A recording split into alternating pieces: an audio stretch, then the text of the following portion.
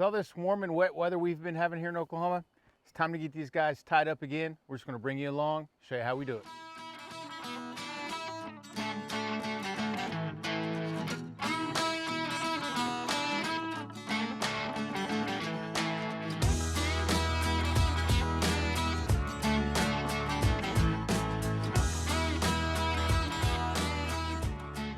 Hey folks, welcome back to the Rockin' Sea Homestead. My name is Lance. I want to welcome you to our channel, and today we're out here pruning and tying up our tomato plants. It has been warm and humid here in Oklahoma, and these babies are thriving, and it's time to kind of get them tied up. And we'll have to do this throughout the year, but this is kind of the first big tie-up prune job that we've done so far, so let's get her done. All right, so we're here at one of our tomato plants. And first things that I try to do is come by and what they call the suckers. So it's these ones that kind of grow in the elbow or the armpit of the tomato. I just like to pick that one off. There's another one right up here.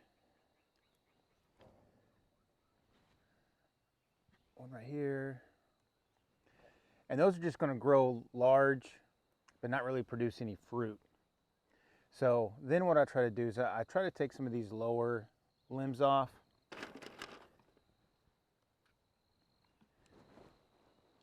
And get a sharp snips. And the reason why we take these off is, number one, it keeps them from being in the ground. That cause if the leaves are touching the ground, it just leads to the potential of getting certain diseases or fungus or whatever on it. Plus, it allows the plant to grow a little bit taller, spend more of its energy on producing fruit here and at some point. So these ones are just on the bottom. I'm just trying to clip off. We got one way down here I can't really see. There we go. There's another sucker. There's another sucker. So you see how this thing has kind of a big Y shape. This is probably the main stem. So we're going to tie this one back, and we're going to try to tie this one back too, because this one's growing good. Looks like there's going to be some fruit or some buds about to bloom right there. So I don't want to just cut that limb completely off, at least not yet. So we tie these up in different methods. Our main one are these little clips. We buy them off Amazon. They just clip together just like that. You can just pull them apart. You can reuse them. I think some of these have been used for a couple years now. But on these stems here that I don't really want to tie straight back, we have these little soft little loopy things that you have a little metal core in it. And you can kind of tie them up, and it's a little more gentle on the plant, especially like this type of situation where you're kind of just tying it back against itself. And when it grows a little bit longer and it gets up here to the trellis, then we can just tie them to the trellis and they'll be good to go. All right, I think for now, that one looks good. Now 15 more.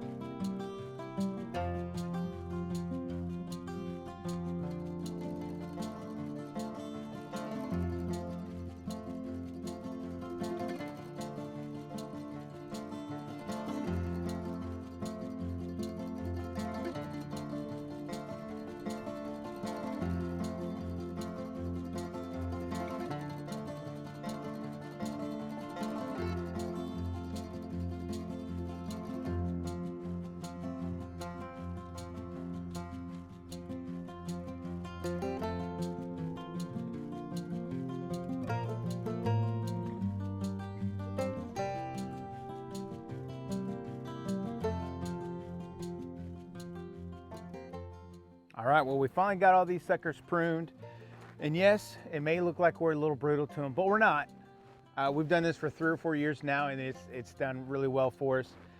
Now, of course, these are indeterminate tomatoes. So these things will keep growing and growing and growing, and we'll just put out more leaves and more fruit as the season goes on. Now, is also a type of tomato that's a determinate tomato, and it grows just a certain height, certain width, and it'll fruit. And usually, sometimes it'll fruit all at once, and then you'll be done with them. So those you have to be really careful with not pruning them as much as what we prune these. Since these are indeterminates, they're going to grow and grow and grow, and hopefully go up and over the cattle panel down to the next side here by the end of the season.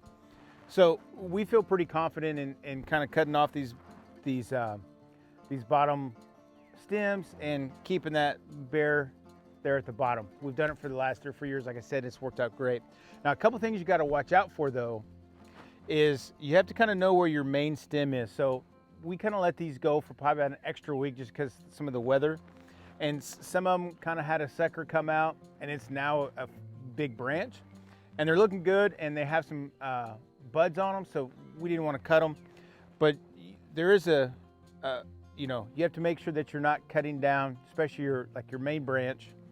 And you want to make sure that you're not topping your main branch, because that's going to stop the growth of the plant going up. So at the end of the season, that'd be fine if you're done and just don't want it to go any further. If you could only have such a high trellis, top it, you're good. But for now, you want these things to grow and grow and get as much fruit as you can, right? So those are things that you have to watch out for. And again, just make sure that you're careful cutting in there, because it's one snip and you can't take it back. And it's happened to all of us, Marcy and me, where we've cut like, oh, that was not the right branch. But I don't think we had too many of those today. So, hey, we even have fruit. We have 2 little tomatoes, little Amish paste tomatoes. So we're gonna have a garden tour here coming up pretty shortly, but we just had to show those off because, hey, it's early in the season and you already have tomatoes growing, so woo! Well, folks, thanks for coming back, watching our video, especially for those that have watched it all the way to the end. And if you haven't already, subscribe to the channel, ring that bell so you get notified every time we put out a video. And from our homestead to yours, have a blessed day, and we'll catch you in the next video. Bye.